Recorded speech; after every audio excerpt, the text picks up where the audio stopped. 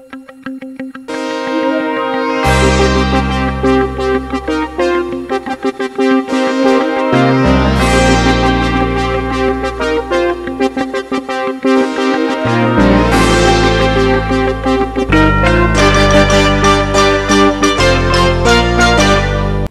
Aquino administration wants to end the corruption that has taken firm root in the Philippine government bureaucracy.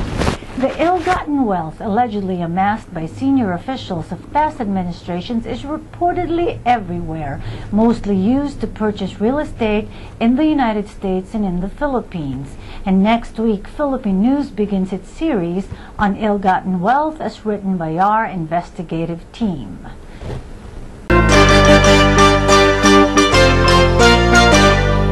But first, the Philippine Ombudsman must now prepare for her trial likely to start in May.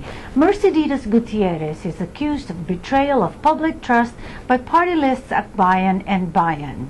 The Justice Committee agreed overwhelmingly to recommend her impeachment or removal from office. The House Committee on Justice voted to move forward with 2 impeachment complaints against Gutierrez to the plenary, and Speaker Feliciano Belmonte said 150 representatives would vote in favor of advancing the complaints to the Senate for trial. Contributing editor Beting Ligodolor looks into the root of the case in PhilippineNews.com.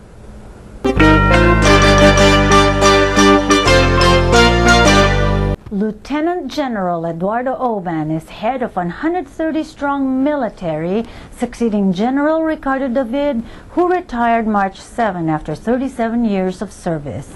President Aquino appointed Oban, who had previously held key posts in the armed forces, including developing anti-insurgency strategies and the force's modernization program.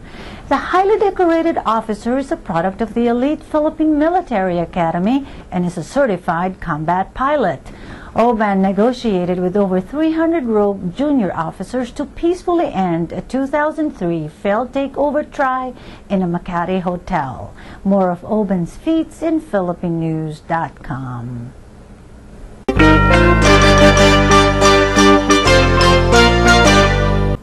Dancing with the Stars headliner Cheryl Burke's new memoir is above dance technique or celebrity gossip. Dance Lessons breaks her silence on her experience with dating violence and the childhood incidents that marred her outlook on intimacy and relationships. The hit show's star was in kindergarten when the traumatic events took place, she said. What exactly happened and why has Burke broken her silence? My report has the full story and my conversation with Cheryl's mother, Sherry Bautista Burke, in PhilippineNews.com.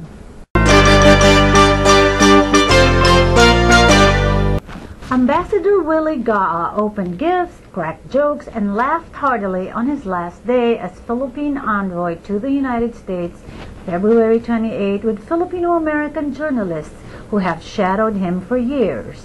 No one could have imagined that a week afterward he would resume chemotherapy and radiation treatment at a hospital in New York. Gaa, who turned 65 in July, is battling lung cancer.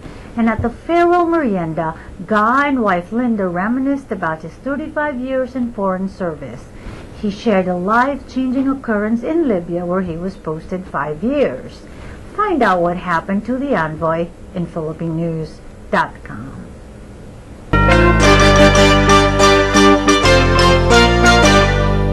She was soft-spoken, but her words resonated. The late educator Helen Brown's words revolutionized the immigrant community's perspective of itself. Her progressive ideas to debunk the myth of Filipinos as a model minority brought many to confront problems of immigrant communities. The life and legacy of Helen Brown will be honored March 19 at the Filipino Disciples Christian Church in Los Angeles. Contributor Cecile Ochoa, who was among those touched by the beloved educator, remembers her introduction to and lifetime admiration for Brown in PhilippineNews.com. PhilippineNews.com, Top of the News, is also on YouTube /PhilippineNews1.